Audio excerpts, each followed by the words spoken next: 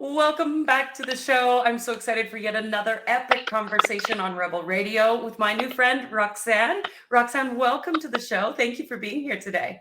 Thank you, Cindy, for having me. Absolutely. So before we went live, I was sharing with you a little bit about your numerology, and I'm curious what landed for you or what was your biggest takeaway from that conversation? I think the biggest takeaway was that you kind of just nailed it right on the head. And me being very creative and artistic and having, a beautiful wardrobe, well decorated home.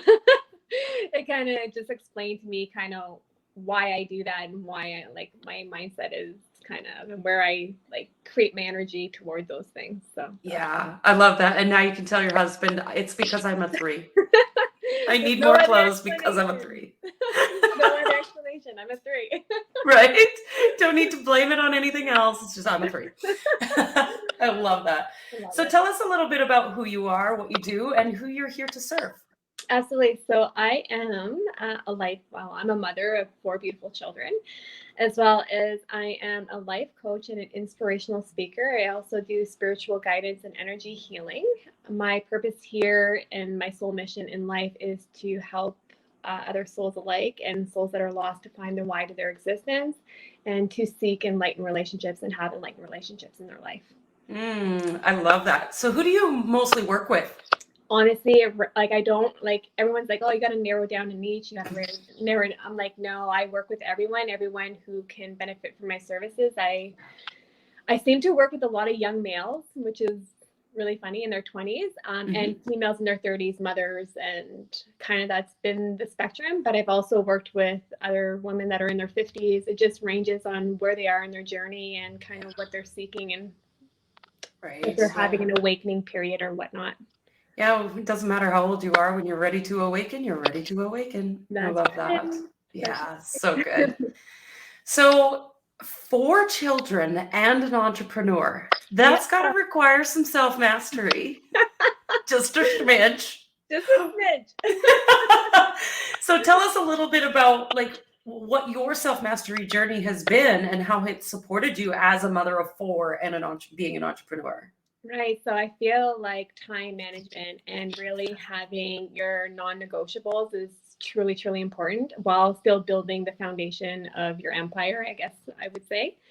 I think that family time is sacred time. So I'm very, very cognizant of that. And I don't allow anything really to impede that. And I'm doing this for the freedom of my family and to obviously benefit souls out there. So I'm very cautious of my time and cautious of my energy and on what I give and what I receive. I love that so much. And it's something that came through as you were speaking. It's not necessarily about time management, but knowing what your priorities are, knowing what's most important to you. And if family is most important to you, then why would you be working and on your phone during family time when that's the most important thing?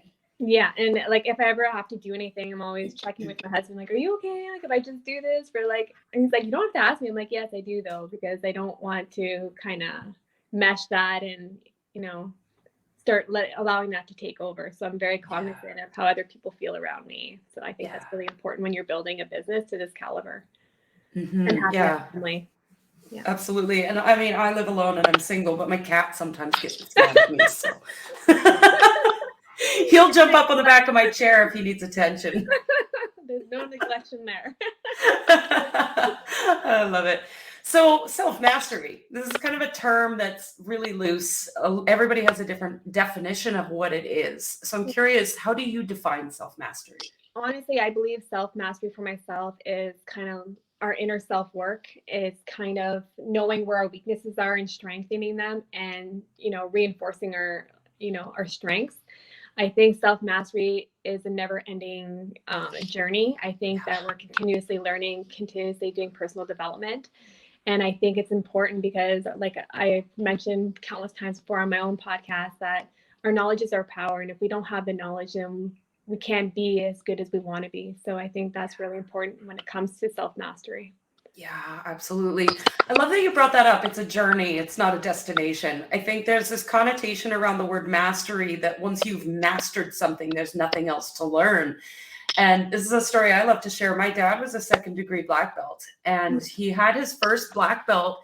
and it was like shiny and brand new. And then he wore it for about 10 years while he was training, and the black belt turned white because it started wearing out, which to me just like is the ultimate display of you always have more to learn. Just because you're masterful doesn't mean there's not another level to take it to. Right. There's always another level, and we'll never know everything. And I think even as coaches in the industry, like a lot of the coaches I listen to, they don't believe in coaching themselves. I'm like, well, how do you not believe in coaching yourself? Because you don't know everything. As much as we want to think that we know everything, as much research as you know, sometimes people's techniques aren't on the internet or they're not in a book. And by having those connections and kind of getting that information, you know, like we'll never know everything, but it's just good to keep an open mind, I guess. Yeah, absolutely. And I think it's important that we have those connections, whether we call it a coach or a healer or whoever it is that we're working with, but we need those other people to mirror back to us what's going on, because it's hard to see our own shit sometimes. Yeah. And I always say, like, you know, you always need someone with a different perspective because you can't see your own blind spots, and someone with the same mentality can't see the blind spots either. So it's always good to have that different perspective. Yeah, absolutely. Kind of Absolutely. yeah. So how long have you been an entrepreneur? Entrepreneur for about 2 years, but I've been coaching really almost my entire life. Yeah. That's what I find with most coaches is you've been coaching your whole life. And I was like, oh, wait a minute, why am I not doing this for the world? Right? When you're the one that your friends always call for advice, you're coaching. Like everywhere I go, like just random strangers, like all of a sudden their whole life is, you know, told to me and asking me for guidance. I'm like, wow, like, okay, let's do it. In Walmart aisle, let's do it. I love it. Right in the Walmart aisle. Yeah, I've done that. It's so good. So good. So another thing that we love to talk about here at Rebel Radio is wealth. And wealth is another one of those words that you're like, what does it even mean? So what does wealth mean to you? Wealth to me is not what it means to most people. And I do believe money does make the world go round. I do have very positive mindset around money. I don't have any negative connotations around money. However, wealth for me obviously is partly financial, like the financial aspect, but for me it's family, health, and love. And if I don't have, like, which for me creates happiness in my life, that's just the person that I am. That's what fulfills my soul. If I don't have those things, it wouldn't matter how much money I have in the world. I wouldn't have that wealth and that abundance of fulfillment and happiness. Yeah, I love that so much. And that's how I describe wealth too. As a wealth activator, we're always thinking about the experiences that we want to have in our life, whether that be with your family or travel or adventure, whatever it might be. And then when we are fulfilled in that and when we feel that experience, the money shows up as a side effect of like, here's some money so that you can go do what you want to do. Because it does make the world go round. Exactly. And I firmly, obviously believe in the laws of the universe and our law of vibration and frequency of correspondence and action. And I think that once we're radiating at a level in our vibration, then we're just open to anything for abundance, right? So I think that's really important. If we're not in alignment and we're just seeking money, we'll never get the fulfillment or the abundance that we need. It'll be very short-lived. Been there, done that. Yeah. I know. I used to chase the money. Now I chase the wealth. Totally different. I create wealth. Yeah. So what is one truth that you wish every entrepreneur knew? There's no such thing as instant gratification. Ooh, let's unpack that one. I like that one. Things take time. Don't believe everything you see on social media, on the internet. Trust your journey, trust your process, stay consistent, become an expert in your field. Stop trying to get to the $1 million mark. Just be open to anything. Don't close your mind off to anything. And I would say just trust your process and stop thinking that in 60 days you're going to be a millionaire. I was guilty of that one too. Everybody's just gonna love it. It's gonna be amazing, except that no, it's. And that's the thing is like most entrepreneurs, like they don't understand, like especially in the online industry, you have to build relationships. You have to build trust with your clients. You have to show consistency. You have to show that you're knowledgeable in your field. There's so many things that have to happen for you to actually build a strong and reoccurring clientele, and to kind of build your reputation, because I've seen people who have very short-lived success and I see people who have longevity, and there's a huge difference, and that's the difference. Yeah. Yeah, and I think that's important to distinguish is, the overnight success, you see them and they're a flash in the pan and then you don't see them again. Yeah. And even the ones who say and claim overnight success and they've got longevity, that was not an overnight success. No. There's a lot of inner work happening. There's a lot of behind the scenes that you're not seeing. Yeah. Like it takes a lot of inner work to be an entrepreneur. Yeah, it's like shiny object syndrome, like they see, which I could be very guilty. Like, it's really easy to like buy into that, but most of these entrepreneurs that are extremely successful, like the Tony Robbins, and like took years and years of momentum to build that type of empire. And if you really truly desire that, you have to also truly desire the time that it's going to take to build it. Yeah, you got to love every piece of it. And that's one of the things that I always talk about, in the journey of whatever it is that you're creating in your life. If you think about it like a road trip, and you're going on a road trip, you're not spending the entire road trip going, oh man, it's 4 more days to get there. And then when I get there, I'll be happy. No, you're like, oh, we're going to go through the park today and we're going to stop at that convenience store because they have my favorite candy. Yeah. And it gives you the opportunity to just look out the window and enjoy the journey. And I'm all about the journey and not about the outcome. And I think once you stop tying yourself to an outcome and you actually start embracing your journey, that's when beautiful things start to happen. Yeah, absolutely. Love every step of the way, even the pieces that aren't so fun. I remember teaching somebody, to really be dedicated and devoted to bookkeeping. Yep. And they looked at me like, but that's really mundane and boring. That's not the exciting part of my business. But it's a part of your business. You got to love all of it. Yeah. And like, even the things that you don't love, or the things that, the challenges that arise in a business, look at them in a different way. Like, this is a milestone. Like, this is something you're going to learn from. Like, everything that we go through, we learn from. So to kind of look at it in a negative connotation is kind of self-telling where your journey is going to kind of go. Yeah, absolutely. So along this journey of being an entrepreneur, a mother of 4, being a ruling number 3, what's something that you've discovered about yourself that has helped you to grow? Honestly, to trust myself, to trust every aspect of myself and follow my heart every single time, because this can get in the way of this every single time. And when you really just trust where you're being pulled and you're trusting your process and you're trusting your heart, that's when the most successful things come out of your life. Yeah. And I think once we start, I don't want to say sabotaging it, but mixing it with too much of the logical sense of things, we kind of lose that feminine energy in our creative process. So I think it's very important to like encompass the masculine energy and feminine energy and intertwine them in a business. Yeah, bring the head and the heart together and get them to play together.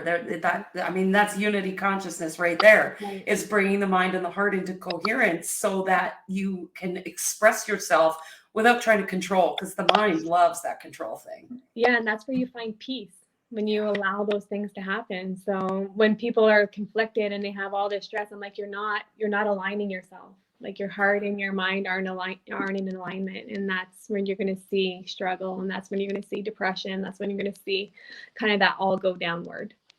Yeah, absolutely.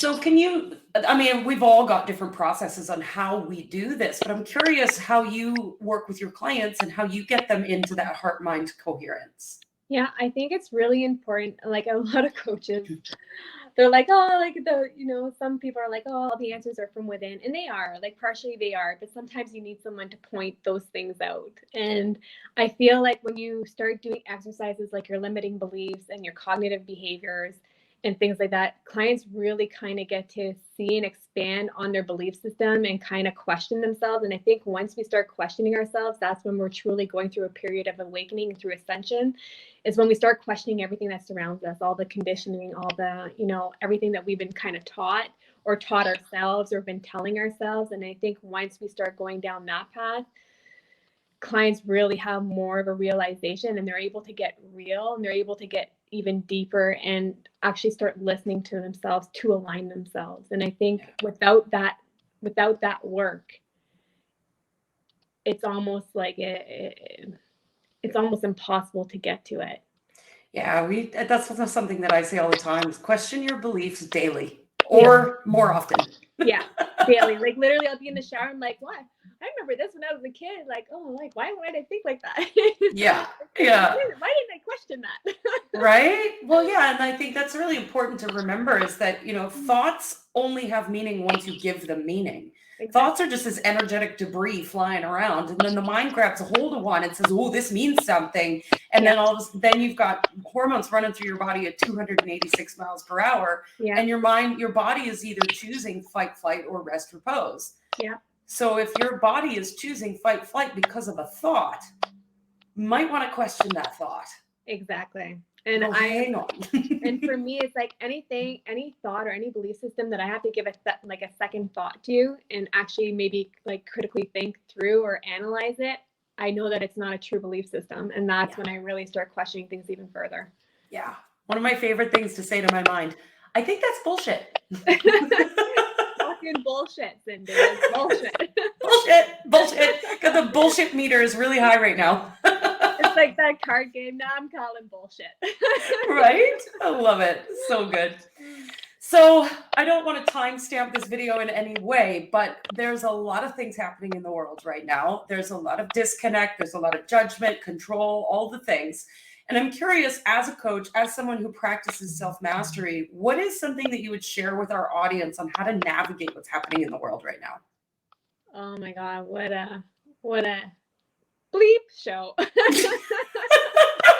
shit show? We can call it a shit show. Shit show. What a shit show. Like, honestly, I can't even fathom in my brain what's happening, but it's bullshit.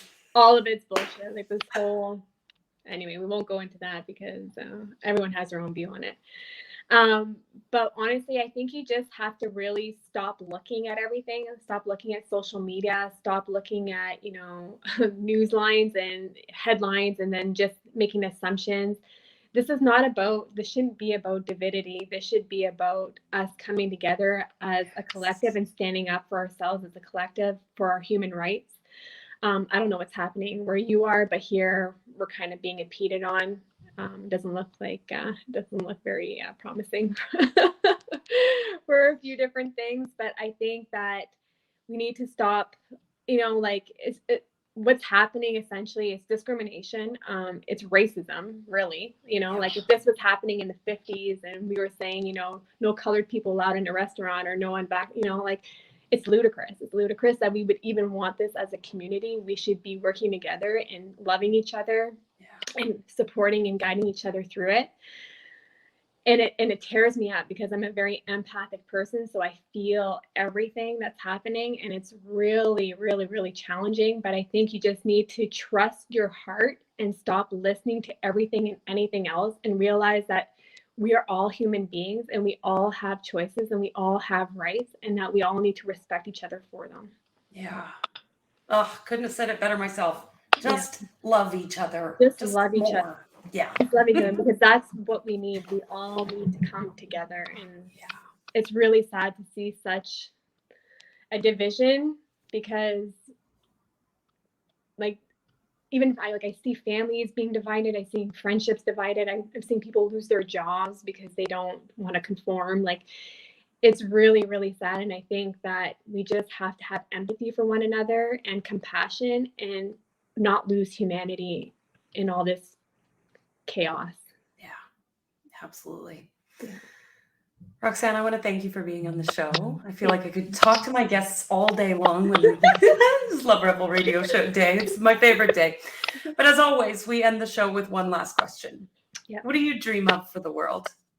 What I dream for the world, honestly, is peace. Peace that everyone accepts each other for who we are. If we are truly divine energy, we are not holding on to hostility. We are not holding on to unforgiveness. We are divine beings, and we are so conditioned and brainwashed to think that all these insignificant things matter in the scheme of life when they don't. We are energy force fields.